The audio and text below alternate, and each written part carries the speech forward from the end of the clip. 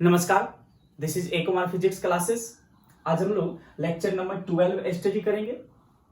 लेकिन उससे पहले मैं चाहूंगा कि जो लोग अभी तक मेरे व्हाट्सएप से नहीं जुड़े हैं, आप इस व्हाट्सएप नंबर पर मैसेज करें। जो लोग क्लास में नामांकन ले चुके थे वो अपना रोल नंबर और नाम लिखकर मैसेज करें। जो लोग नए हैं, जो यूट्यूब के माध्यम से क्लास कर रहे हैं, नामांकन नहीं ले पाए, वो लोग अपना नाम और विलेज का नाम मैसेज करें इस व्हाट्सएप नंबर पर। लेक्चर नंबर 10 और 11 में जो मैंने नंबर दिया था वो पेन स्लिप था, वो व्हाट्सएप नंबर नहीं था। ये हमारी व्हाट्सएप नंबर है।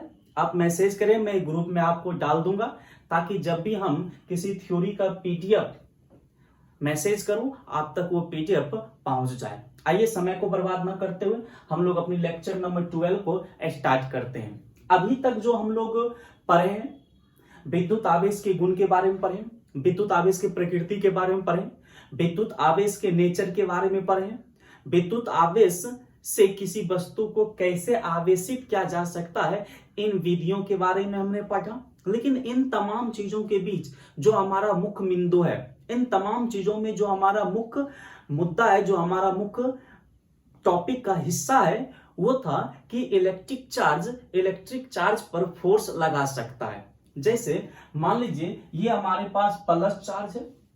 अब इस प्लस चार्ज के नजदीक यदि हम किसी दूसरे प्लस चार्ज को लाएंगे तो ये प्लस इस प्लस को फोर्स लगाएगा, रिपेल करेगा, एक दूसरे को धक्का देगा। यदि इस प्लस के नजदीक हम एक माइनस को लाएंगे तो दोनों एक दूसरे को अट्रैक्ट करेगा, यानी ये चार्ज पर फोर्स लगाएगा।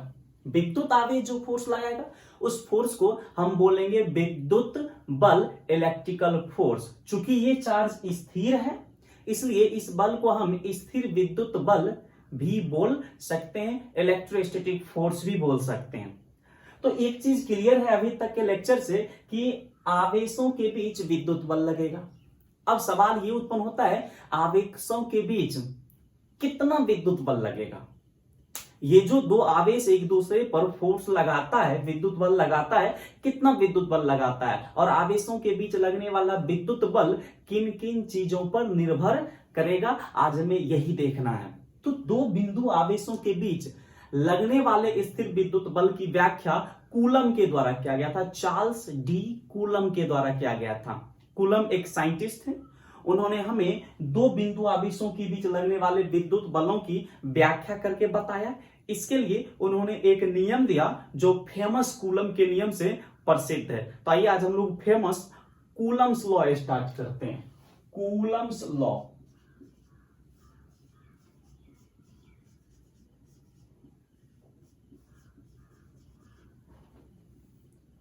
कूलम का नियम।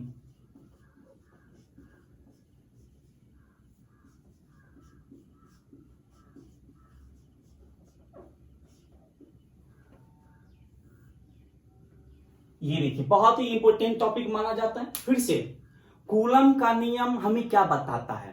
आंसर है दो या दो से अधिक आवेशों के बीच जो विद्युत बल लगता है वो बल कितना लगता है, किस किस चीज पर निर्भर करता है। इसके लिए कूलम ने एक नियम दिया जिसको हम कूलम का नियम कहते हैं। अर्थात कूलम के नियम से हम आवेशों के बीच लगने वाले विद्युत बल के बारे में स्टडी करें। आइए कूलम ने क्या कहा था, फोर्स कैसे ओरिजिनेट हुआ, इसमें हमें क्या क्या पढ़ना है, तो सुनिए। मैंने आपको एक बार बताया होगा कि ये जो पूरी दुनिया है दो चीजों से मिलकर बना है, एक तो मेटेरियल और दूसरा एनर्जी। इन दो चीजों से मिलकर पूरी ब्रह्मांड बनी हुई है, मेटेरियल एंड एनर्जी। अब ये जो मेटेरियल होता है, मैं मेटेरियल की चर्चा कर रहा हूं। ये मान लीजिए एक वस्तु है, ऑब्जेक्ट है। इस ऑब्जेक्ट का मैं यहां पर लिख देता हूं ऑब्जेक्ट। ये देखिए ये एक वस्तु है। हर एक वस्तु के पास, हर एक मेटेरियल के पास दो कैरेक्टर होता है। एक तो होता है मास, ये देखिए जिसको हम लोग हिंदी में द्रव्यमान बोलेंगे। तो ये द्रव्यमान किसका गुण है? वस्तु का, मेटेरियल का गुण है। और दूसरा कैरेक्टर जिसको आप लेक्चर नंबर 11 तक पढ़ते आए, इलेक्ट्रिक चार्ज, विद्युत आवेश, इलेक्ट्रिक चार्ज। ये देखिए, तो दुनिया में जितने भी मटेरियल है उसके पास दो कैरेक्टर हो सकते हैं, पहला मास और दूसरा इलेक्ट्रिक चार्ज। अब मास और इलेक्ट्रिक चार्ज दोनों वस्तु का ही कैरेक्टर होता है, और कोई भी वस्तु अपने इन दोनों अलग अलग कैरेक्टर के कारण, अपने इन दोनों अलग अलग गुण के कारण दो अलग अलग प्रकार का फोर्स लगाता है। सोचिए, मटेरियल के पास दो गुण, मास और इलेक्ट्रिक चार्ज, और इन दो अलग अलग गुण के कारण कोई भी वस्तु दो अलग अलग प्रकार का फोर्स लगाता है। वस्तु अपने मास वाले गुण के कारण भी फोर्स लगाता है, वस्तु अपने इलेक्ट्रिक चार्ज वाले गुण के कारण भी फोर्स लगाता है। अब वस्तु अपने मास वाले गुण के यानी द्रव्यमान वाले गुण के कारण जो फोर्स लगाता है, उस फोर्स को हम कहते हैं ग्रेविटेशनल फोर्स। ग्रेविटेशनल फोर्स यानी इसको हम कहेंगे गुरुत्वाकर्षण बल, जिसकी व्याख्या आइजैक न्यूटन के द्वारा किया गया था। उसी तरह इलेक्ट्रिक चार्ज वाले गुण के कारण वस्तु जो फोर्स लगाएगा, इलेक्ट्रिक चार्ज वाले गुण के कारण जो वस्तु फोर्स लगाएगा, उसको हम कहेंगे इलेक्ट्रोस्टैटिक्स फोर्स। ये देखें, तो हर एक मटेरियल के पास दो कैरेक्टर, मास वाले कैरेक्टर के जो फोर्स लगेगा उसको गुरुत्वाकर्षण बल, ग्रेविटेशनल फोर्स कहेंगे। आइजैक न्यूटन ने इसकी व्याख्या की थी। उसी तरह वस्तु का दूसरा गुण इलेक्ट्रिक चार्ज, और इलेक्ट्रिक चार्ज के कारण जो फोर्स लगेगा उसको हम स्थिर विद्युत बल या इलेक्ट्रिकल फोर्स कहेंगे। और इसकी व्याख्या किसके द्वारा किया गया था? कूलम के द्वारा किया गया था। और आज हमें इसी की व्याख्या को पढ़ना है, कूलम की व्याख्या को पढ़ना है। लेकिन आप एक चीज समझ लीजिए, ये विद्युत बल यानी इलेक्ट्रोस्टैटिक फोर्स और ये ग्रेविटेशनल फोर्स दोनों लगता किसके कारण है? ऑब्जेक्ट के कारण, वस्तु के कारण। अलग चीज है कि वस्तु के अलग अलग गुण के कारण लगता है, लेकिन लगता वस्तु के कारण है।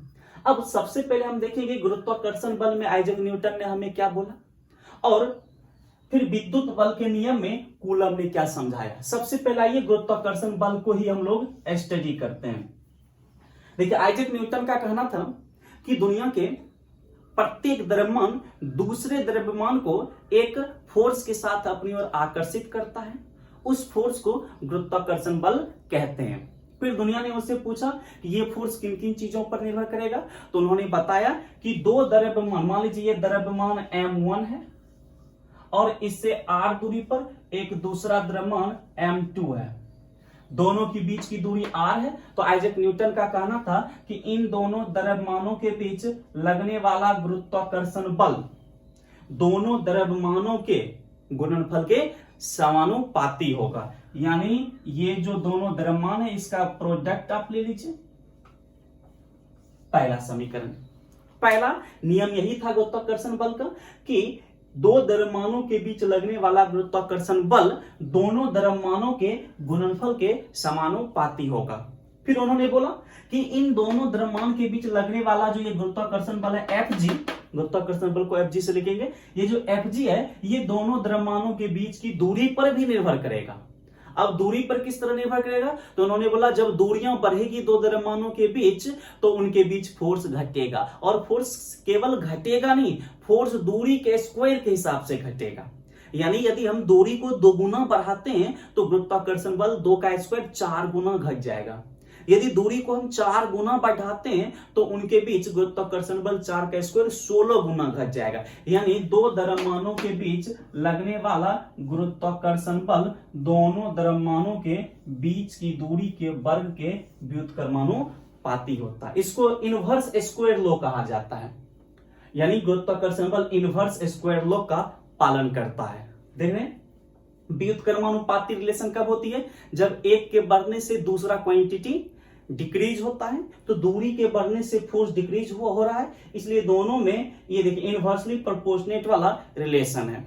ओके, फिर उन्होंने क्या किया, इन दोनों समीकरणों को आपस में कंबाइन किया। Fg समानुपाती m1 into m2 upon r square. फिर उन्होंने क्या किया था, इस समानुपातिक चिन्ह के बदले एक नियतांक दिया था जिसको हम जी बोलते हैं, जी m1 m2 upon r square. ये देखिए, और ये फेमस गुरुत्वाकर्षण बल का फॉर्मूला बना था। This is formula of gravitational force. ये देखिए, ये गुरुत्वाकर्षण बल का फॉर्मूला बना। दो द्रव्यमान के बीच लगने वाला गुरुत्वाकर्षण बल जी m1 m2 upon r square, और g को हम लोग सार्वत्रिक गुरुत्वाकर्षण नियतांक कहते हैं, यूनिवर्सल ग्रेविटेशनल कांस्टेंट। और आइजैक न्यूटन ने हमें बताया था इस g का मान कहीं चेंज नहीं होगा। इस ब्रह्मांड में ब्रह्मांड के किसी भी कोने में g का मान चेंज नहीं होगा। और g का मान आप जानते हैं 6.6 गुना 10 पर पावर -11, ये g की वैल्यू होती है। तो अब आपको दोनों द्रव्यमान दे दिया जाए, m1 m2 का मान दे दिया जाए, और दोनों के बीच की दूरी कितना a दे दिया जाए, g का मान हमें पता है, बताइए उसके बीच हम गुरुत्वाकर्षण बल निकाल सकते हैं। तो ये गुरुत्वाकर्षण बल का नियम था जो आइजैक न्यूटन के द्वारा दिया गया था। आइजैक न्यूटन ने इसकी व्याख्या की थी। और इस g का जो मान है ये ब्रह्मांड के किसी भी कोने, हर एक जगह एक ही होगा, ये चेंज नहीं होगा। ये मीडियम पर निर्भर नहीं करता है, टेम्परेचर पर निर्भर नहीं करता है, डेंसिटी पर निर्भर नहीं करता है, माध्यम के कलर पर निर्भर नहीं करता है, तापमान पर निर्भर नहीं करता है, समय पर निर्भर करता है नहीं करता है। यानी ये जी किसी चीज पर निर्भर नहीं करता है, ये हमेशा कांस्टेंट होगा, एक जैसी होगी किसी भी जगह किसी भी माध्यम में। ठीक है, तो ये दो द्रव्यमानों के बीच लगने वाला गुरुत्वाकर्षण बल था। इसी चीज का कॉपी कूलम ने कर दिया विद्युत बल में। सब चीज वही है। कूलम ने दो चार्ज के बीच लगने वाले विद्युत बल के बारे में क्या बताया, सुनिए। मान लीजिए कि यहां पर एक चार्ज है Q1, ये Q1 एक चार्ज है। अब इससे कुछ दूरी पर एक दूसरा चार्ज है Q2, और दोनों के बीच की दूरी R है। Q1 Q2 दोनों के बीच की दूरी R है। अब पहले आप इस दोनों बिंदु आवेश, ये जो दोनों आवेश है इसके प्रकृति के बारे में सुन लीजिए। ये जो दोनों आवेश है ये बिंदु आवेश है, पॉइंट चार्ज है। देखिए कूलम ने जो नियम दिया उसके लिए उन्होंने कुछ शर्त रखा था, कुछ कंडीशन रखा था, सीमाएं हैं उनकी कुछ, तो उसको सुन लीजिए। सबसे पहले कि ये जो आवेश है ये बिंदु आवेश है, पॉइंट चार्ज है। पॉइंट चार्ज कहने का मतलब चार्ज एक सिंगल पार्टिकल पर होगा।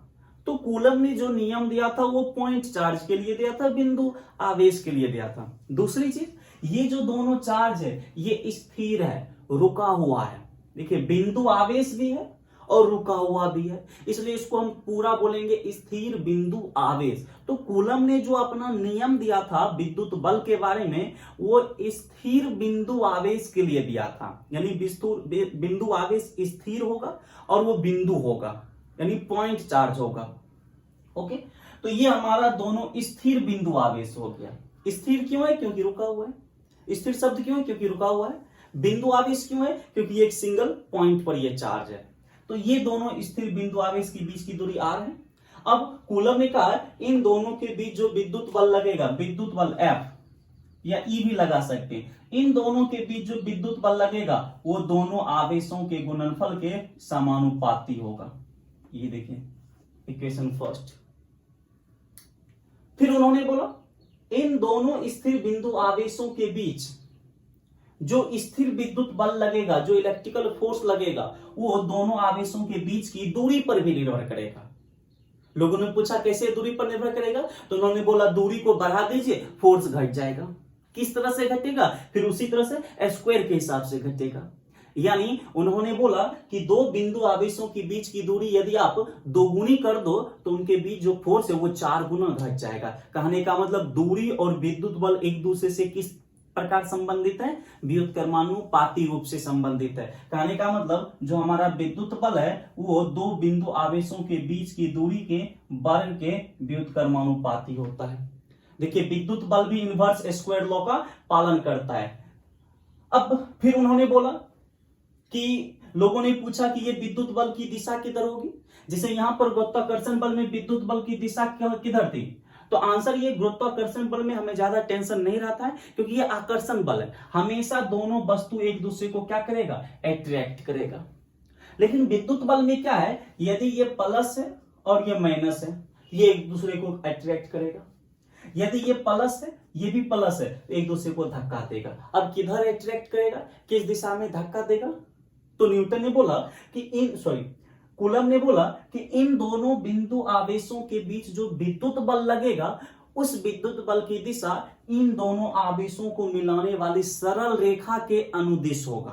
ठीक है, सरल रेखा के अनुदिश होगा। जैसे यहां पर ये दो बिंदु आवेश है, ये अब Q1 Q2 पर फोर्स लगाएगा, धक्का देगा, Q2 भी Q1 को धक्का देगा। किधर धक्का देगा? तो कूलम का कहना था कि ये दोनों जो एक दूसरे पर फोर्स लगाएगा, वो दोनों आवेशों को मिलाने वाली रेखा के अनुदिश होगी। तो आप क्या कीजिए, दोनों आवेश को मिलाने वाली एक सरल रेखा के बीच, ये देखिए ये सरल रेखा, अब इसी के अनुदिश फोर्स होगी। Q1 Q2 को धक्का देगा, ये देखिए इसी के अनुदिश इधर धक्का देगा F। Q2 Q1 को धक्का देगा, इसी लाइन के अनुदिश इधर धक्का देगा। ये देखिए, ये कहना था कूलम का कि दो बिंदु आवेशों के बीच लगने वाला विद्युत बल की दिशा दोनों आवेशों को मिलाने वाली रेखा के अनुदिश होगा। ऐसा नहीं कि इधर फोर्स, ये Q1 Q2 पर इस दिशा में फोर्स लगाएगा, नहीं लगाएगा, क्योंकि ये रेखा, ये दिशा इन दोनों आवेशों को मिलाने वाली रेखा के अनुदिश नहीं है। तो याद रखिएगा, तीसरा उन्होंने क्या कहा था, जो विद्युत बल की दिशा होगी वो आवेशों को मिलाने वाली रेखा के अनुदिश होगी। अच्छा, एक चीज उन्होंने सही भी कहा था कि यदि विद्युत बल की दिशा आवेशों को मिलाने वाली रेखा के अनुदिश नहीं होती तो फोर्स की बहुत सारी डायरेक्शन हो जाती। लेकिन यदि उन्होंने बोला कि फोर्स की दिशा बिंदु आवेशों को मिलाने वाली रेखा के अनुदिश होगी और फोर्स एक सदिश राशि है, इसकी एक दिशा होनी चाहिए, तो इनके कॉन्सेप्ट के हिसाब से एक दिशा यहां भी होता है। कैसे? सुनिए, ये बिंदु आवेश, ये बिंदु आवेश। अब दो बिंदु आवेश से कितनी सरल रेखा गुजर सकती है? आंसर है एक ही सरल रेखा गुजर सकती है। अब जब एक सरल रेखा गुजर सकती है और फोर्स की दिशा उसी सरल रेखा के अनुदिश होती है, तो फोर्स की दिशा भी कितना होगा? एक ही दिशा होगा, और होनी भी चाहिए, क्योंकि फोर्स एक सदिश राशि है, किसी जगह इसका एक ही दिशा संभव है।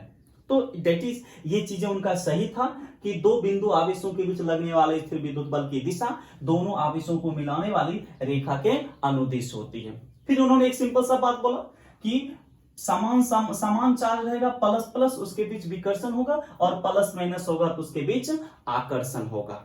एक चीज और यहां पर हमें देखनी है, देखिए ये Q1 इस Q2 को धक्का दे रहा है, ये ऐसे धक्का दे रहा है, देखिए फोर्स, ये सेंटर है, ये दोनों आवेशों को मिलाने वाली रेखा का सेंटर है।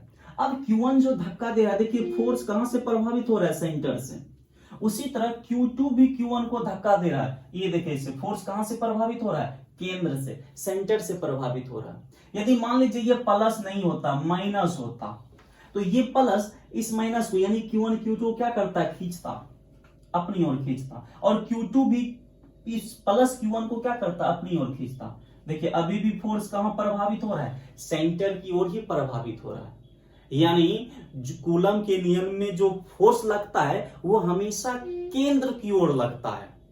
इसलिए कूलम वाले जो फोर्स है, उस फोर्स को हम केंद्रीय बल भी कहते हैं। केंद्रीय बल, इसको हम कूलम्बिक, देखिए फिर से, कूलम के नियम के अनुसार दो बिंदु आवेशों के बीच जो फोर्स लगता है वो स्थिर विद्युत बल होता है। चूंकि इस बल की व्याख्या कूलम ने किया था, इसलिए इस बल को हम कूलम्बिक बल भी कहेंगे, कूलम्बिक फोर्स भी कहेंगे। चूंकि ये कूलम्बिक बल हमेशा सेंटर की ओर लगता है, इसलिए इसको हम केंद्रीय बल भी कहेंगे। तो विद्युत बल, कूलम बल और केंद्रीय बल तीनों एक ही प्रकार का फोर्स होगा। आपके एग्जाम में भी 2009 में पूछा हुआ है, कूलम बल है, ऑप्शन ए विद्युत बल, केंद्रीय बल, दोनों नॉन ऑफ दिस। तो कूलम बल दोनों होगा, विद्युत बल भी और केंद्रीय बल भी होगा, इसको आप याद रखिएगा। फिर से कूलम का क्या कहना था? कूलम का कहना था कि दो स्थिर बिंदु आवेशों के बीच लगने वाला स्थिर विद्युत बल दोनों बिंदु आवेशों के गुणनफल के समानुपाती होगा। दूसरा उन्होंने क्या कहा था कि दो बिंदु आवेशों के बीच लगने वाले स्थिर विद्युत बल दोनों आवेशों की बीच की दूरी के वर्ग के व्युत्क्रमानुपाती होता है। यानी दूरी आप 4 गुना बढ़ा दो, फोर्स 4 का स्क्वायर 16 गुना घट जाएगा। फिर उन्होंने बोला कि दोनों बिंदु आवेशों के बीच लगने वाले स्थिर विद्युत बल की दिशा आवेशों को मिलाने वाली रेखा के अनुदिश होती है। फिर उन्होंने क्या बोला कि समान आवेश में विकर्षण और विपरीत आवेश में आकर्षण होगा। ये अपनी नियम में उन्होंने बोला और इसी को हम फेमस कूलम का नियम कहते हैं। आइए दोनों इक्वेशन को हम ऐड करते हैं तो F समानुपाती हो जाएगा Q1 Q2 upon R square. F इस समानुपातिक चिन्ह को हटाकर फिर से कांस्टेंट देते हैं K Q1 Q2 upon R square. ये देखें, दिस इज फेमस विद्युत बल का फॉर्मूला। ये इलेक्ट्रोस्टैटिक फोर्स का फॉर्मूला हो गया। तो देखिए ये विद्युत बल का फॉर्मूला हो गया और ये गुरुत्वाकर्षण बल का फॉर्मूला हो गया। अब दोनों में आप डिफरेंस देखिए, यहां पर भी एक कांस्टेंट, यहां पर भी एक कांस्टेंट। इसको कहेंगे गुरुत्वाकर्षण कांस्टेंट, इसको कहेंगे कूलम्स कांस्टेंट या विद्युत बल का नियतांक। दूसरी चीज, यहां पर भी दूरी r, यहां पर भी दूरी r, बस चेंज क्या है देखिए, ऊपर है Q1 इंटू Q2 और यहां है M1 इंटू M2। होनी भी चाहिए क्योंकि ये फोर्स मास के कारण लगता है इसलिए यहां मास है, और ये फोर्स चार्ज के कारण लगता है इसलिए यहां पर चार्ज है। और बाकी देखिए सभी सिमिलरिटी इसमें, केवल कैरेक्टर अलग है। यहाँ कैरेक्टर वस्तु का कैरेक्टर मास है और यहाँ वस्तु का कैरेक्टर इलेक्ट्रिक चार्ज है। तो कैरेक्टर अलग है वरना बहुत सारी चीजें इसमें सिमिलर है। तो फिर से सुनिए, यदि आपके एग्जाम में पूछे कूलम का नियम लिखे, कूलम का नियम क्या है, तो आप लिखिए कूलम के नियम के अनुसार दो स्थिर बिंदु आवेशों के बीच लगने वाला स्थिर विद्युत बल दोनों बिंदु आवेशों के गुणनफल के समानुपाती होता है। और समीकरण 1 लिख दीजिए। फिर लिखिए दो बिंदु आवेशों के बीच लगने वाला स्थिर विद्युत बल दोनों बिंदु आवेशों के बीच की दूरी के वर्ग के व्युत्क्रमानुपाती होता है। फिर लिखिए स्थिर विद्युत बल की दिशा आवेशों को मिलाने वाली रेखा के अनुदिश होती है। और बाद में ये समीकरण आप लिख दीजिए, आपको कूलम के नियम के लिए 2 मार्क्स मिल जाएंगे। तो आपने देखा कूलम का नियम क्या होता है और उन्होंने किस तरह से नियम दिया। अब यहां से आप बहुत सारे क्वेश्चन को डील कर सकते हैं। पहला क्वेश्चन, यदि आपके एग्जाम में पूछ दे कि इलेक्ट्रोस्टैटिक फोर्स यानी विद्युत बल और ग्रेविटेशनल फोर्स गुरुत्वाकर्षण बल में क्या अंतर है, तो अंतर आपके सामने स्पष्ट है। पहला अंतर कि विद्युत बल दो आवेशों के बीच लगता है, यानी स्थिर विद्युत बल आवेशों के बीच लगता है और गुरुत्वाकर्षण बल द्रव्यमानों के बीच लगता है।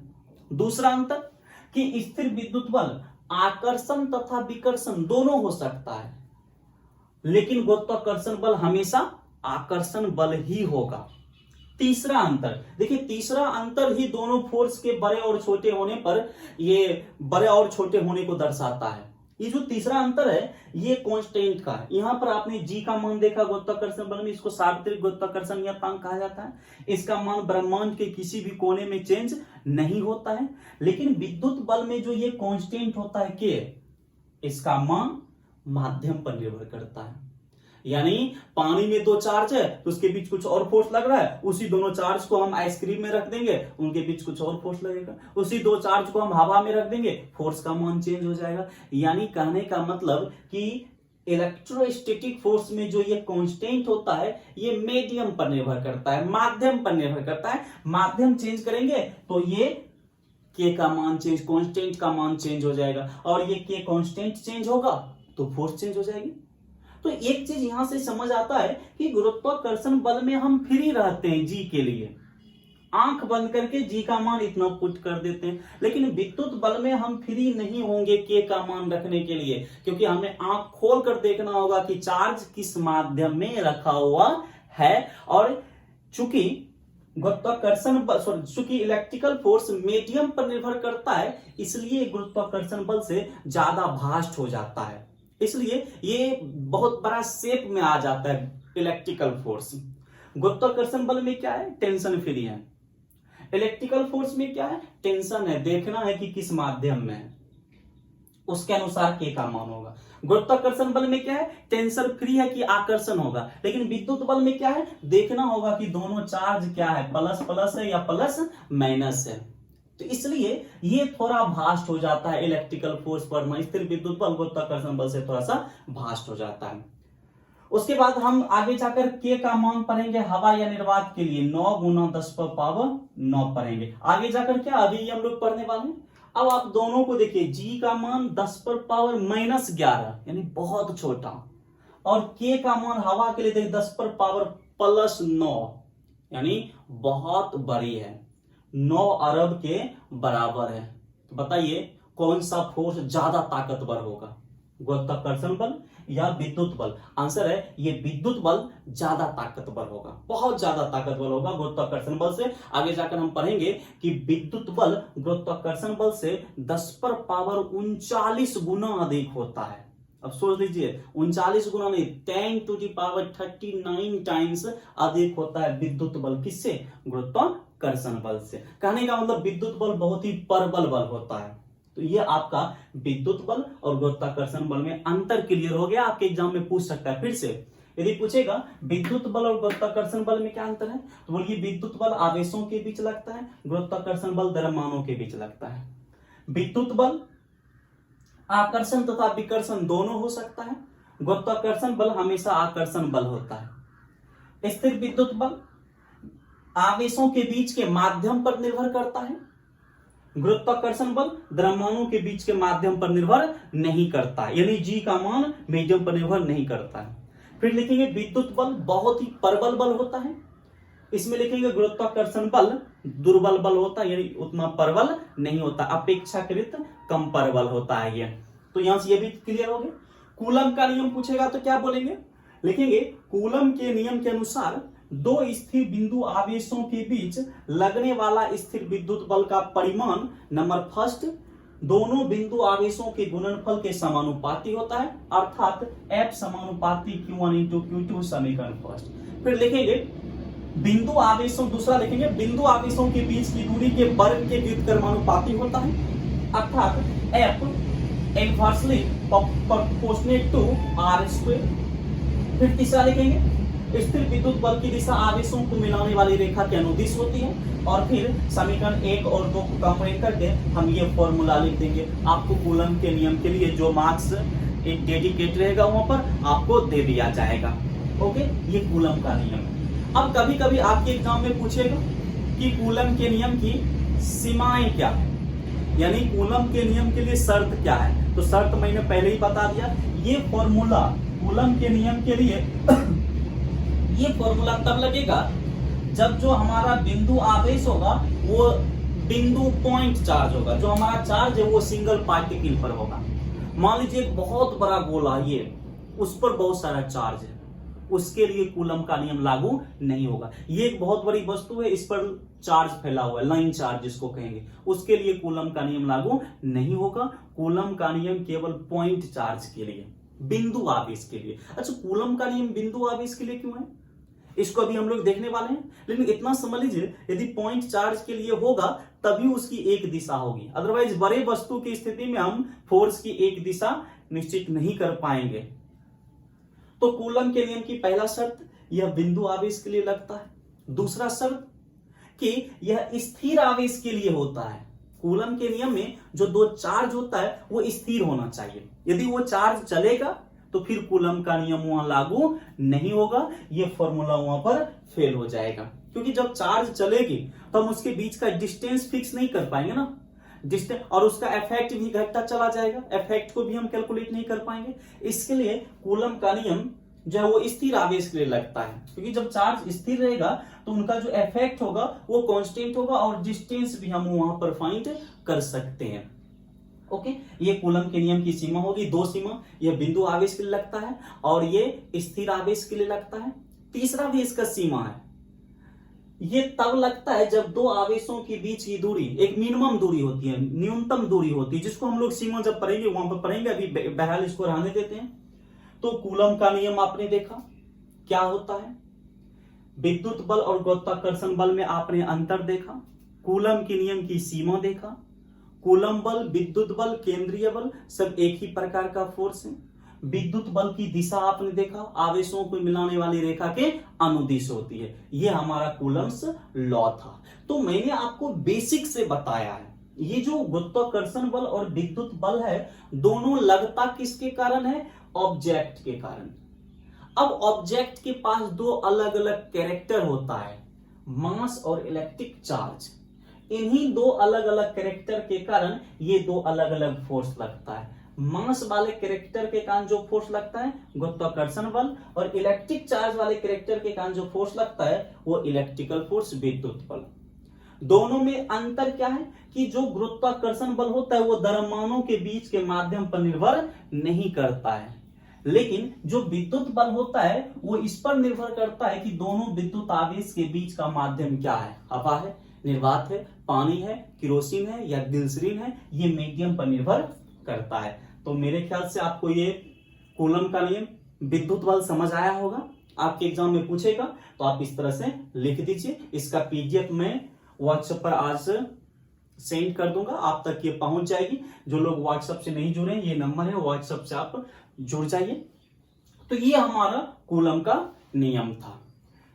तो कूलम के नियम के अनुसार दो स्थिर बिंदु आवेश के बीच कितना फोर्स लगेगा? K Q1 Q2 upon R square. अब आपको पहला चार्ज का मान दे दे, दूसरे चार्ज का मान दे दे, दोनों के बीच की दूरी दे दे और ये K का मान दे दे, तो हम क्या कर सकते हैं? दो आवेशों के बीच लगने वाला विद्युत बल निकाल सकते हैं। और K का मान अभी मैंने बताया, इस कूलम्स, इसको K को कूलम्स कांस्टेंट कहेंगे। देखिए बहुत सारे सर लोग इस K को C डैश से भी लिखेंगे, तो याद रखिएगा ये C डैश भी हमारा कूलम्स कांस्टेंट ही होगा। बहुत सारे सर लोग A से लिखेंगे इस K को, तो यहाँ A होगा वो भी हमारा कूलम्स कांस्टेंट ही होगा। तो ये जो कूलम कांस्टेंट है K, इस K का मान हवा या निर्वात के लिए आपके एग्जाम में पूछ सकता है। ये जो K है इसका मान हवा या निर्वात के लिए होता है 8.95 गुना 10 पर पावर माइनस 10 पर पावर 9 कर सकते हैं, माइनस नहीं। ये देखिए ये K का कूलम्स कांस्टेंट का एग्जैक्ट वैल्यू होता है। अब ये जो 8.95 ये लगभग किसके बराबर है? 9 के बराबर। इसलिए 8.95 को हम 9 लिख देते हैं और ये 10 पर पावर 9। ये देखिए K का मान हो गया। याद रखिएगा कूलम्स कांस्टेंट यानी कूलम्बिक नियतांक का जो मान होगा हवा या निर्वात के लिए वो 9 गुना 10 पर पावर 9 हम लोग लिखेंगे हवा के लिए। तो जब भी हम फॉर्मूला यूज करेंगे, ये फॉर्मूला हवा या निर्वात में चार्ज है तो K का मान हम क्या लेंगे? 9 गुना 10 पर पावर 9। अब एक चीज और आता है कि कभी कभी आपके एग्जाम में पूछ सकता है कि ये जो कूलम्स कांस्टेंट K है इसका बीमीय सूत्र और SI मात्रक क्या होगा? बीमीय सूत्र और SI मात्रक। तो सुनिए इस K का आप बीमीय सूत्र और SI मात्रक निकालिए। आपके सामने फॉर्मूला है, निकालिए। तो मैं इसको थोड़ा मिटा रहा हूं।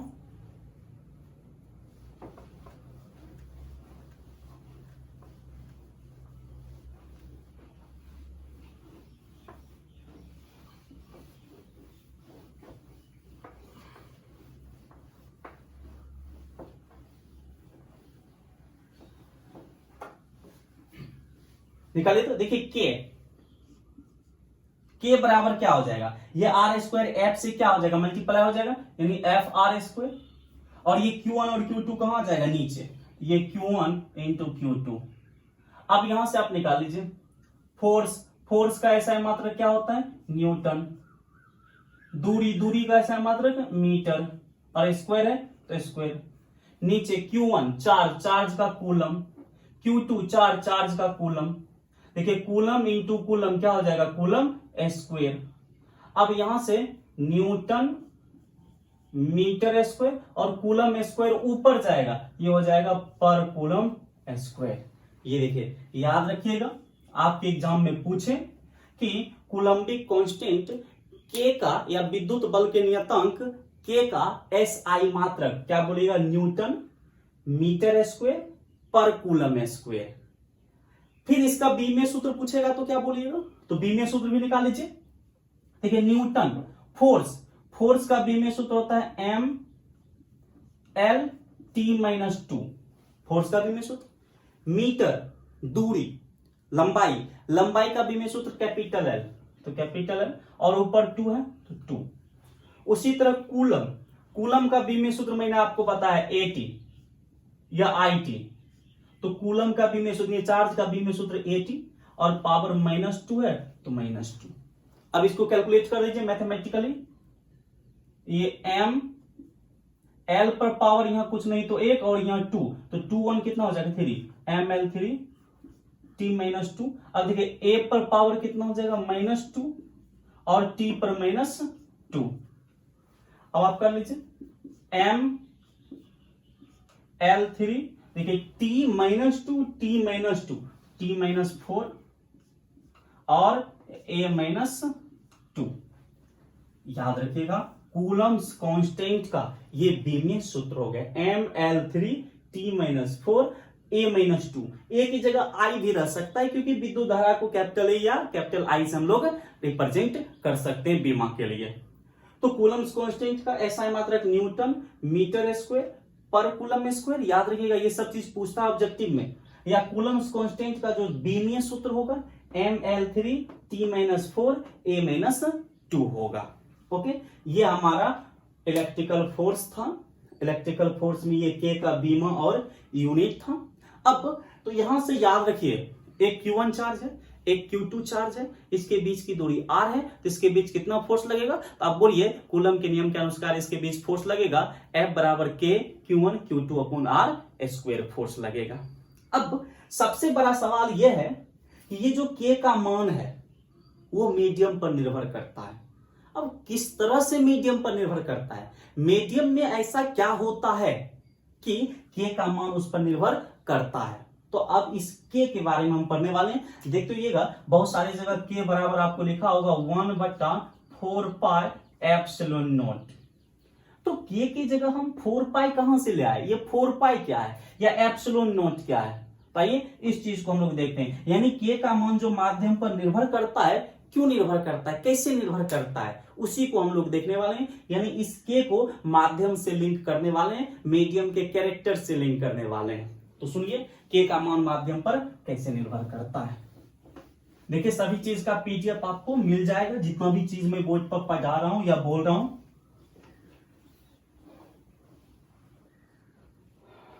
मान लीजिए हमारे पास दो इलेक्ट्रिक चार्ज है, ये Q1 और इससे कुछ दूरी पर एक Q2। अभी इसके बीच का जो ये माध्यम है ये हवा है यानी एयर है, और दोनों के बीच की दूरी R है। तो इसके बीच जो फोर्स लगता है वो फोर्स लगता है मान लीजिए 8 न्यूटन।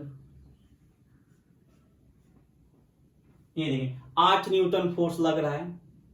अब हमने क्या किया, इस दोनों चार्ज को जो भी हवा में था R दूरी पर था, तो इसके बीच 8 न्यूटन फोर्स लग रहा था। अब इस दोनों चार्ज को हम हवा से निकालकर ये देखें एक माध्यम में रख देते, एक द्रव में रख देते। ये एक द्रव में हमने रख दिया Q1, इससे कुछ दूरी पर Q2 और R दूरी है। जब हमने इसको एक द्रव में रखा, एक माध्यम में रखा, तो हम क्या देखते हैं कि इनके बीच जो फोर्स है F2 अब वो मात्र 4 न्यूटन ही रह गया है, 4 ही न्यूटन लग रहा है। अब ऐसा क्यों, ठीक है, फिर से हमने क्या किया, माध्यम चेंज कर दिया। अब तीसरा माध्यम हमने ले लिया, ये मान लीजिए वाटर था, वाटर, ये हमने तीसरा माध्यम ले लिया। ग्लिसरीन ले लिया हमने, ग्लिसरीन ले लिया। इस माध्यम में भी हमने उस दोनों इलेक्ट्रिक चार्ज को रख दिया Q1, इससे कुछ दूरी पर Q2 और दोनों के बीच की दूरी R है। जब ग्लिसरीन में रखते हैं हम क्या देखते हैं, इसके बीच जो फोर्स लग रहा है वो फोर्स मात्र 2 न्यूटन हो गया। देखिए हवा में 4 न्यूटन फोर्स लग रहा है, पानी में हवा में 8 न्यूटन फोर्स लग रहा है, पानी में 4 न्यूटन फोर्स लग रहा है, ग्लिसरीन में 2 न्यूटन फोर्स लग रहा है।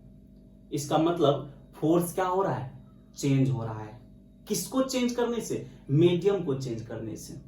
कैसे, सुनिए, फोर्स बराबर फॉर्मूला भी आपने पढ़ा कि फोर्स बराबर F बराबर K Q1 Q2 upon R square. यहां पर भी फोर्स बराबर फॉर्मूला F2 बराबर K Q1 Q2 upon R square. यहां भी फोर्स बराबर आप लिख सकते हैं F3 बराबर K Q1 Q2 upon R square. अब आप गौर से देखिए, यहां पर फोर्स 8 न्यूटन है, चार्ज कितना है Q1, दूसरा चार्ज कितना है Q2, Q1 और Q2 के बीच की दूरी कितना है R है। अब हमने जब दोनों चार्ज को पानी में ले गया तो हमने चार्ज के साथ कोई परिवर्तन नहीं किया। हवा में भी Q1 था Q2 था और पानी में भी Q1 और Q2 है, और पानी में दूरी भी वही है जो कि दूरी हवा में था। तो हमने देखिए चार्ज को, इस दोनों चार्ज को हमने चेंज नहीं किया और दूरी को भी हमने चेंज नहीं किया, फिर भी देखिए F2 फोर्स कितना हो गया 4 न्यूटन। गौर से सुनिए, हवा में चार्ज Q1 Q2 था और दूरी R था, पानी में भी चार्ज Q1 Q2 और दूरी R है, लेकिन हवा में फोर्स 8 न्यूटन था, पानी में फोर्स कितना हो गया 4 न्यूटन। इसका क्या मतलब, इसका मतलब चेंज कौन हुआ, हमने Q1 Q2 को तो चेंज नहीं किया और दोनों के बीच की दूरी सेम है, फिर भी फोर्स चेंज हो रहा है। इसका मतलब कौन चेंज हुआ होगा, निश्चित रूप से ये K चेंज हुआ होगा, ये K प्रभावित हुआ होगा। तो मीडियम को बदलने से कौन बदल गया, K का मान बदल गया, ये कांस्टेंट बदल गया। ओके ठीक है। अच्छा K का मान क्या हो गया होगा, बढ़ गया होगा या घट गया होगा, सिमिलरली घट गया होगा, क्योंकि फोर्स यहाँ 8 न्यूटन था और यहाँ फोर्स 4 न्यूटन, K का मान डिक्रीज हो गया होगा। उसी तरह यहां पर देखिए, फिर से जब हम इसको ग्लिसरीन में रखते हैं तो हमारा चार्ज वही है और दूरी भी वही है, चार्ज वही है दूरी वही है, फिर से फोर्स कितना हो गया 2 न्यूटन। इसका मतलब कौन प्रभावित हुआ होगा, K का मान। तो K का मान किस पर निर्भर करता है, माध्यम पर निर्भर करता है। मीडियम आप चेंज करते जाओ, K का मान चेंज होते जाए। अब माध्यम में जैसे हवा में 8 न्यूटन लग रहा था, पानी में 4 न्यूटन लग रहा है, इट मींस पानी में फोर्स चेंज हो गया, प्रभावित हो गया। इसका मतलब पानी के पास कोई ना कोई ऐसा कैरेक्टर है, मीडियम के पास कोई ना कोई ऐसा कैरेक्टर होता है जो फोर्स के वैल्यू को क्या कर देता है, चेंज कर देता है। तो माध्यम का वह गुण जो दो बिंदु आवेशों के बीच लगने वाले फोर्स के मान को प्रभावित करता है, माध्यम का वह गुण जो दो बिंदु आवेशों के बीच लगने वाले विद्युत बल को प्रभावित करता है, विद्युत बल के मान को प्रभावित करता है, माध्यम के उस गुण को हम परमिटिविटी बोलते हैं। याद रखिए, बहुत ही महत्वपूर्ण शब्द है परमिटिविटी, जिसको हम लोग हिंदी में कहेंगे पारावैद्युता, या इसे कहते हैं विद्युतशीलता। ये देखें परमिटिविटी, इसको सूचित करते हैं एप्सिलॉन से। याद रखिएगा, इसको एप्सिलॉन से हम लोग सूचित करेंगे। ये एप्सिलॉन का सिंबल है, सॉरी ऐसे नहीं, इस तरह से, ये देखिए ये एप्सिलॉन का सिंबल है। तो परमिटिविटी क्या है, आंसर है परमिटिविटी माध्यम का वह गुण है। कैसा गुण है, जो उस माध्यम में दो आवेशों के बीच लगने वाले फोर्स के मान को क्या करेगा, बदल देगा, चेंज करेगा। किसी माध्यम में कितना फोर्स लगेगा दो आवेश के बीच, ये किस पर निर्भर करेगा, उस माध्यम के परमिटिविटी पर निर्भर करेगा। तो पानी के पास परमिटिविटी था जिसके कारण उन्होंने फोर्स को प्रभावित कर दिया। ग्लिसरीन के पास भी परमिटिविटी वाला कैरेक्टर था जिसके कारण उन्होंने फोर्स के मान को डिक्रीज कर दिया, चेंज कर दिया। तो हम क्या बोलेंगे, आपके एग्जाम में पूछे पारावैद्युता से क्या समझते हैं, तो हम बोलेंगे पारावैद्युता किसी माध्यम का वह गुण है जिस गुण पर दो आवेशों के बीच लगने वाले स्थिर विद्युत बल का मान निर्भर करता है। ओके, इसको हम एप्सिलॉन से सूचित करते हैं। अब तो परमिटिविटी आपने समझ लिया, परमिटिव माध्यम चेंज होगा तो उसकी परमिटिविटी चेंज होगी, परमिटिविटी चेंज होगी तो फोर्स चेंज होगा। और फोर्स क्यों चेंज होगा, क्योंकि K चेंज होगा। फिर से सुनिए, यदि K का मान बढ़ेगा तो फोर्स भी बढ़ेगा, K का मान घटेगा तो फोर्स भी घटेगा। इट मीन्स ये देखिए, ये है फोर्स और ये है के। तो फोर्स यदि अधिक होगा, ये फोर्स बढ़ेगा, तो के का मान भी क्या होगा, बढ़ेगा। दोनों में रिलेशन है, के का मान बढ़ा कांस्टेंट का, तो फोर्स भी बढ़ेगा। अब आपने अभी बोला कि परमिटिविटी माध्यम का वह गुण है जिस गुण के कारण दो बिंदु आवेश के बीच लगने वाला फोर्स का मान क्या होता है, चेंज होता है। फोर्स क्यों चेंज हुआ, क्योंकि के चेंज हुआ। इसका मतलब के और इस माध्यम की परमिटिविटी एप्सिलॉन में कोई रिलेशन है, और वो रिलेशन हम लोग पढ़ते हैं। के हम लोग लिखते हैं के बराबर 1/4 पाई एप्सिलॉन नॉट। तो के का मान जो हम ये लिखते हैं, ये देखिए एप्सिलॉन, के और एप्सिलॉन यहां पर 4 पाई, ये कहां से आया, ये चीजें क्या है। तो सुनिए, अब हम के को परमिटिविटी से लिंक करने जा रहे हैं और देखने वाले के का मान ये कहां से आया, और यहां से बहुत सारी चीजें आपको क्लियर होगी। आइए, अच्छा आप ये सोचते होंगे कि परमिटिविटी आपने बोल दिया माध्यम के पास एक गुण होता है जिस गुण के कारण वो दो आवेशों के बीच के फोर्स को प्रभावित करता है, उसको परमिटिविटी कहेंगे। लेकिन वास्तव में ये समझ नहीं आया है क्या, तो इसको और डिटेल में समझिए, ये परमिटिविटी क्या होती है। और मेरे ख्याल से अब आपको समझ आएगा, डिटेल में समझिए परमिटिविटी के बारे में। मान लीजिए हमारे पास ये दो चार्ज है, ये दो चार्ज, ये Q1 ये Q2। अब ये चार्ज प्लस है, ये चार्ज माइनस है, या दोनों प्लस है, प्लस माइनस है तो खींचेगा, दोनों प्लस प्लस है तो धक्का देगा। अब ये चार्ज इस चार्ज पर फोर्स लगाने के लिए करता क्या है, आंसर है ये चार्ज जो इस चार्ज पर फोर्स लगाता है, इसके पास इस चार्ज पर फोर्स लगाने का एक तरीका होता है, और उस तरीका को हम विजुअलाइज कर सकते हैं, इमेजिन कर सकते हैं। ये चार्ज क्या करता है, इस चार्ज पर फोर्स लगाने के लिए अपनी चारों तरफ लाइंस भेजता है, स्ट्रिंग्स भेजता है। आगे जाकर हम पढ़ेंगे, इसको विद्युत क्षेत्र रेखा बोलेंगे। ये लाइंस भेजता है। मान लीजिए इस चार्ज ने इस चार्ज पर फोर्स लगाने के लिए 100 लाइंस भेजा, 100 लाइंस भेजा। अब हर एक लाइन के पास एक एक ताकत है, तो बताइए ये चार्ज इस चार्ज को कितने ताकत से खींचेगा, आंसर है 100 ताकत से। क्यों, क्योंकि ये 100 लाइंस भेज रहा है इसको खींचने के लिए, और हर एक के पास एक एक ताकत है। तो यहां से इन्होंने 100 लाइंस इसको खींचने के लिए भेजा। अब हम क्या करते हैं, दोनों चार्ज के बीच ये देखिए एक मीडियम रख देते हैं। ये हमने एक मीडियम रख दिया, ये मोबाइल मीडियम रख दिया। अब इन्होंने कितना भेजा,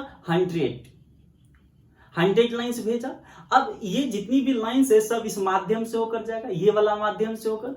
अब इस माध्यम ने क्या किया, इस 100 लाइन में से 90 लाइन को एब्जॉर्ब कर लिया और मात्र इस तक 10 लाइंस को पहुंचने दिया। तो बताइए इस पर कितना फोर्स लगेगा, 10 न्यूटन फोर्स लगेगा। और इस माध्यम ने कितना लाइंस कम कर दिया, 90 लाइंस को कम कर दिया, एब्जॉर्ब कर लिया। तो इस माध्यम ने जितने लाइंस को एब्जॉर्ब किया, जितने फोर्स को डिक्रीज कर दिया, उसी फोर्स को, उसी लाइंस को हम इस माध्यम की परमिटिविटी बोलेंगे। हम बोलेंगे इसकी परमिटिविटी कितना है, 10 या 90। तो याद रखिएगा जितना ये लाइंस को कम करेगा वही इसकी परमिटिविटी हो जाएगा। तो ये 100 भेज रहा था, 90 इन्होंने खुद एब्जॉर्ब कर लिया, इस पर 10 ही न्यूटन का फोर्स लगा, इसका मतलब इस माध्यम की परमिटिविटी 90 है। ठीक है, हमने इसको यहां से हटा दिया, दूसरा माध्यम हमने रख दिया। ये देखें, अब दोनों चार्ज के बीच हमने ये नया माध्यम रख दिया, दूसरा माध्यम। अब ये 100 भेज रहा है, ये माध्यम क्या करता है, उस 100 में से ये 60 को एब्जॉर्ब कर लेता है, यानी 60 लाइन को ये खुद एब्जॉर्ब कर लेता है, और यहां कितना जाने देता है, 40। बताइए हम क्या बोलेंगे, इस माध्यम की परमिटिविटी कितना है, 40 या 60?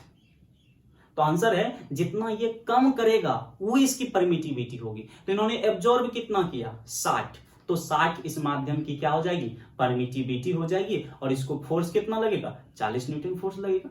तो देखिए, तो पहले इस पर कितना लग रहा था, 10 न्यूटन लग रहा था, माध्यम हमने चेंज किया तब इस पर 40 लग रहा है।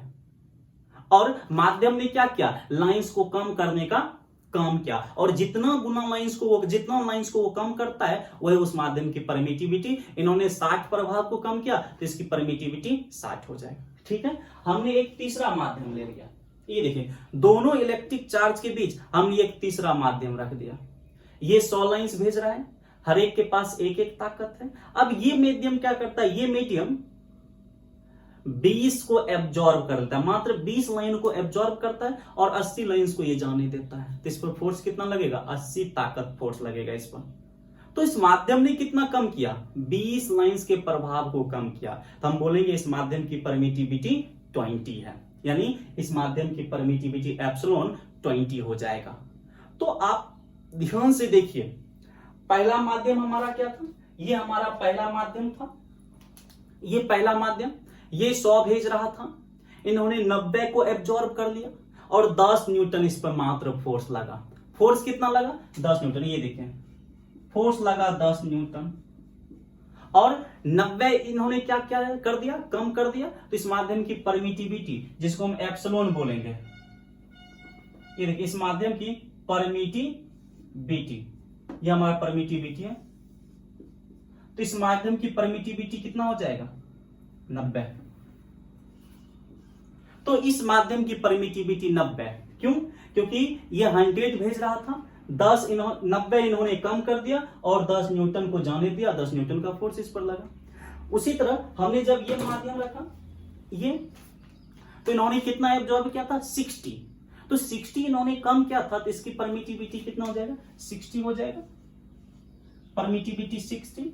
और जाने कितना दिया, 40। तो इस पर फोर्स कितना लगेगा, 40 न्यूटन का फोर्स लगेगा। उसी तरह हमने तीसरा मीडियम रखा, ये वाला मीडियम रखा, ये वाला मीडियम हमने रखा।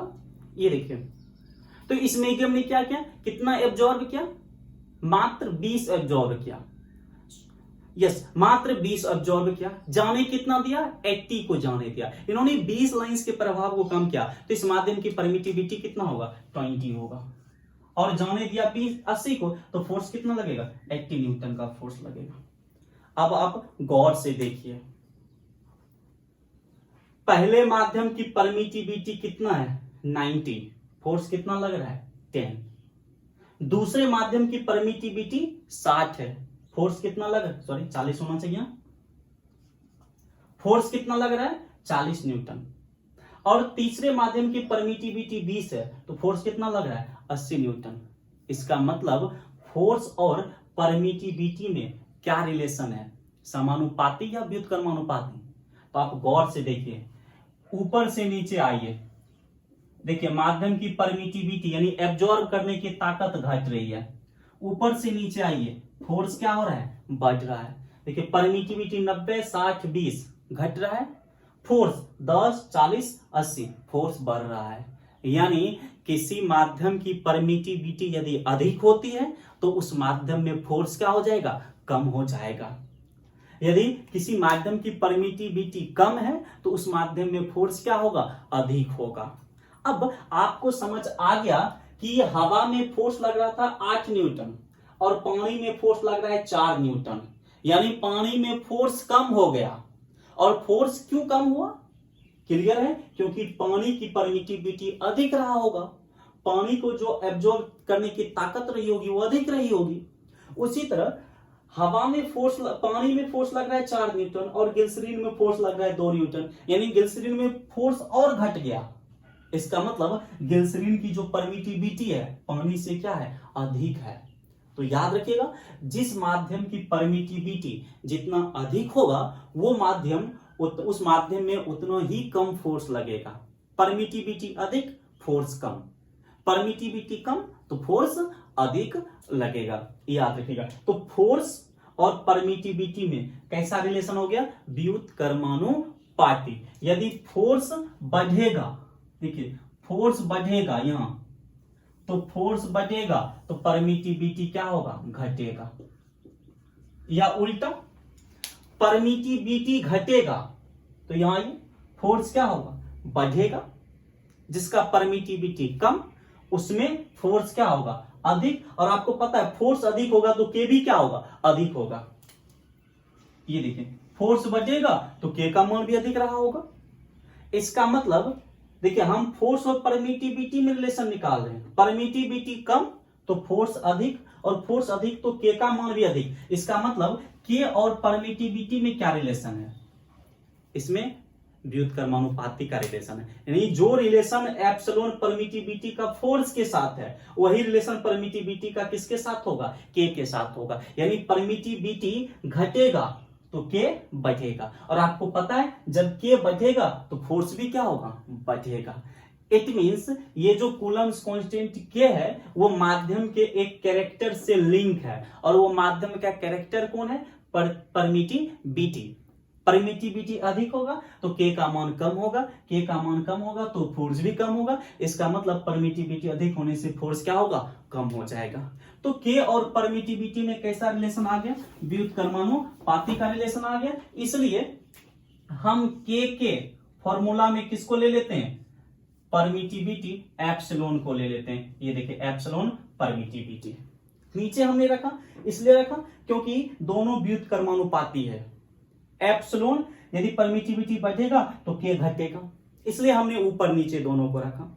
अब तो एक चीज क्लियर आ गया। कोई पूछेगा कि हवा में 20 न्यूटन फोर्स लग रहा है दो आवेशों के बीच, पानी में मात्र 10 न्यूटन लग रहा है, 4 न्यूटन लग रहा है। क्यों, क्योंकि पानी की परमिटिविटी हवा की परमिटिविटी से अधिक है। पानी की परमिटिविटी अधिक है इसलिए उसमें फोर्स कम हो गया। अब कोई पूछेगा परमिटिविटी है क्या, तो सिंपली आप बोल दीजिए कि वो जो प्रभाव होता है, ये चार्ज जो अपने चारों तरफ प्रभाव भेज रहा है, उस प्रभाव को एब्जॉर्ब करने की जो ताकत होती है किसी मीडियम को, उसी को हम परमिटिविटी कहते हैं। तो माध्यम के जिस कैरेक्टर पर फोर्स निर्भर करता है उसको हम क्या कहते हैं, परमिटिविटी। देखिए माध्यम के पास बहुत सारे गुण हो सकते हैं, कलर हो सकते हैं, डेंसिटी हो सकता है, टेम्परेचर हो सकता है। तो माध्यम के टेम्परेचर को चेंज करने से फोर्स पर कोई फर्क नहीं पड़ता है, माध्यम के कलर को चेंज कर देने से फोर्स पर कोई फर्क नहीं पड़ता है, माध्यम की डेंसिटी को चेंज कर देने से फोर्स पर फर्क नहीं पड़ता है। तो माध्यम की किस चीज को चेंज करने से, माध्यम के किस कैरेक्टर पर फोर्स निर्भर करता है, आंसर है परमिटिविटी पर निर्भर करता है। माध्यम का एक कैरेक्टर परमिटिविटी होता है, उस पर फोर्स डिपेंड करता है। और परमिटिविटी अधिक होने से फोर्स क्या होता है, कम होता है। परमिटिविटी कम होने से फोर्स अधिक होता है। परमिटिविटी को एप्सिलॉन द्वारा हम लोग सूचित करते हैं। तो के और परमिटिविटी में व्युत्क्रमानुपाती का रिलेशन है, इसलिए हमने ऊपर नीचे ले लिया। अब एक और बहुत बड़ी चीज, अब यहां पर कुछ और होगा। मान लीजिए ये हमारे पास एक पॉइंट, ये एक पॉइंट चार्ज है। अब ये अपने चारों तरफ क्या करेगा, बहुत सभी दिशाओं में ये क्या करेगा, स्ट्रिंग्स भेजेगा, लाइंस भेजेगा। यहां से जो लाइंस निकलेगी वो देखिए माध्यम से होकर जाएगी। तो यहां से जितने भी लाइंस निकलेगी वो माध्यम को कितने एंगल पर प्रभावित करेगा, तो आंसर एक पॉइंट के चारों ओर का एंगल कितना होता है, पॉइंट एक प्रकार का गोला है और एक गोला के चारों ओर का एंगल 4 पाई 720 डिग्री होता है। तो ये पॉइंट चार्ज है, इसके चारों ओर का एंगल 720 यानी 4 पाई है। अब यहां से जो लाइंस निकलेगी वो इस माध्यम को कितने एंगल पर प्रभावित करेगा, तो आंसर है एक पॉइंट के चारों ओर का एंगल 4 पाई, तो ये माध्यम को 4 पाई एंगल पर प्रभावित करेगा। ठीक है, ये पॉइंट चार्ज है। इससे क्या हुआ, चारों तरफ यानी लाइंस निकला, आगे जाकर इसको हम विद्युत क्षेत्र रेखा बोलेंगे। ये देखिए ये Q1 चार्ज है, इसको आप बोल सकते हैं Q1। अब इन्होंने माध्यम को 4 एंगल पर अफेक्टेड किया, सभी तरफ ये प्रभाव भेज रहा है। अब यहां पर हमने एक बिंदु आवेश रख दिया। अब इसके नजदीक यहां पर हम बिंदु आवेश रखेंगे तो बताइए ये जो पूरा प्रभाव इसका जो 4 पाई है, पूरा 4 पाई का प्रभाव इस चार्ज पर आएगा या एक का प्रभाव आएगा, नहीं समझ आया, फिर से सुनिए। मान लीजिए ये पॉइंट चार्ज, ये अपने चारों तरफ लाइंस भेज रहा है फोर्स लगाने के लिए, इसके आसपास जो चार्ज होगा उस पर फोर्स लगेगा। अब ये इस माध्यम को कितना एंगल पर इफेक्ट कर रहा है, 4 पाई एंगल पर इफेक्ट कर रहा है, या ऐसे सिंपल समझिए ना, एक पॉइंट के चारों ओर का एंगल 4 पाई होता है। तो ये माध्यम को कितने एंगल पर प्रभावित करेगा, 4 पाई पर प्रभावित करेगा। यानी इस पॉइंट चार्ज से 4 पाई प्रभाव का लाइंस निकल रहा है। अब इसके समीप यहां पर हमने एक दूसरा चार्ज Q2 को रख दिया। अब इस Q2 पर टोटल 4 पाई का प्रभाव आएगा या सिंगल प्रभाव आएगा, तो देखिए ये भी बिंदु, दो बिंदु से एक सरल रेखा गुजर सकती है। यहां रख दीजिए ना, यहां पर एक चार्ज Q1 Q2 रख दीजिए। अब यहां से जो निकल रही है, देखिए यहां से 4 पाई एंगल प्रभाव निकल रहा है, 4 पाई प्रभाव इफेक्ट निकल रहा है। इस चार्ज पर कितना का प्रभाव आ रहा है? मात्र 1 का प्रभाव आ रहा है। अब यदि इस चार्ज पर आपको बोला जाए फोर्स निकालिए, तो आप टोटल का, इस चार्ज का टोटल प्रभाव लीजिएगा या सिंगल का प्रभाव लीजिएगा? सिंगल लाइंस का प्रभाव लीजिएगा। आंसर है सिंगल लाइन का प्रभाव लेंगे हम लोग। मान लीजिए कि हमने शरीर से ऐसे पूरा शरीर, ये हाथ पैर मुंह कान ऐसे घुमाना शुरू किया। अब एक लड़का यहां श्याम है, अब ये हाथ जाकर श्याम को लगा, 5 न्यूटन फोर्स लगा। अब आपसे कोई पूछा, जबकि हम बहुत इधर 10 लगा रहे हैं, पैर से 20 लगा रहे हैं, इस पैर से 80 लगा रहे हैं, इस हाथ से 5 लगा रहे हैं, यानी हमारा प्रभाव चारों तरफ है, कहीं 20 कहीं 30, इस तरह से हमारा प्रभाव है। अब यहां पर ऐसे हमने गया, श्याम को ऐसे धक्का दिया। अब श्याम पर जो फोर्स लग रहा है वो हमारे टोटल पार्ट्स का प्रभाव उस पर जा रहा है या एक का जा रहा है? आंसर 1 का जा रहा है। कोई पूछेगा श्याम पर कितना फोर्स लगा, तो आप क्या बोलिएगा? 5 न्यूटन लगा, क्योंकि वहां पर एक ही लाइन से, ये देखिए एक 5 न्यूटन का प्रभाव गया। यदि हमारा टोटल प्रभाव 100 न्यूटन है, आप बोलिएगा श्याम पर 100 न्यूटन लगा, तो ये गलत हो जाएगा, क्योंकि टोटल का प्रभाव थोड़ा जा रहा ना, टोटल का नहीं जा रहा। उसी तरह इस Q2 पर 4 पाई प्रभाव नहीं आ रहा है, सिंगल प्रभाव आ रहा है। तो टोटल प्रभाव 4 पाई है, तो सिंगल का प्रभाव कितना होगा? 1/4 पाई। तो इस Q2 चार्ज पर कितना प्रभाव जाएगा? 1/4 पाई। इसलिए K के मान में हम क्या लेंगे? 1/4 पाई ले लेंगे। देखिए K बराबर हो गया 1/4 पाई एप्सिलॉन नॉट हो गया। तो K का मान टोटली हम कितना रखेंगे? 1/4 पाई एप्सिलॉन। एप्सिलॉन क्या है? माध्यम का कैरेक्टर है, जो कि बढ़ेगा तो K का मान घटेगा। 1/4 पाई क्या है? तो अब मैंने अभी बताया, जब एक चार्ज अपने चारों तरफ इफेक्ट भेजता है, तो उसके नजदीक जो दूसरा चार्ज होता है, उस पूरे 4 पाई का इफेक्ट उस पर नहीं होता है, उस पर एक ही का इफेक्ट आता है। तो उस पर जब हम फोर्स कैलकुलेट करेंगे, तो उस फोर्स के फॉर्मूला में एक ही का प्रभाव हमें लेना पड़ेगा, एक ही का इफेक्ट हमें लेना पड़ेगा। यदि हम 4 पाई ले लेंगे तो वो पूरा का प्रभाव हो जाएगा। मान लीजिए इस 4 पाई को हमने ऊपर लिख दिया, इसका मतलब हो गया कि इस Q2 पर इस पूरे का प्रभाव आ रहा है, जबकि पूरे का प्रभाव नहीं आ रहा है। जितना का आ रहा है उतना ही हम कैलकुलेट करेंगे। टोटल प्रभाव 4 पाई, तो 1 का प्रभाव 1/4 पाई, इसलिए K के मान हम 1/4 पाई ले लेते हैं। देखिए ये K का मान हो गया। तो अब कूलम के नियम में जब भी हम K के जगह क्या लिखेंगे? 1/4 पाई एप्सिलॉन लिखेंगे। अब माध्यम चेंज होगा तो देखिए उसकी परमिटिविटी एप्सिलॉन चेंज होगी, तो K का मान चेंज होगा, और K का मान चेंज होगा तो फोर्स भी क्या हो जाएगा? चेंज हो जाएगा। मेरे ख्याल से ये आपको बेहतर तरीका से समझ आया है। अच्छा एक चीज और, इसको बाद में देखेंगे। तो K की जगह अब हमसे लिखेंगे, K की जगह अब हम लिखा करेंगे 1/4 पाई एप्सिलॉन लिखा करेंगे। ओके, मैं इसको थोड़ा मिटा रहा हूं, फिर से देखते हैं। तो परमिटिविटी आपने समझ लिया। परमिटिविटी क्या होता है? किसी माध्यम का वह गुण है जिस गुण पर दो बिंदु आवेशों के बीच लगने वाले विद्युत बल का मान निर्भर करता है। कैसे निर्भर करता है? आंसर परमिटिविटी अधिक होगा तो फोर्स क्या हो जाएगा? कम हो जाएगा। इसकी भी पीडीएफ परमिटिविटी का परिभाषा आपको रहेगा पीडीएफ में। तो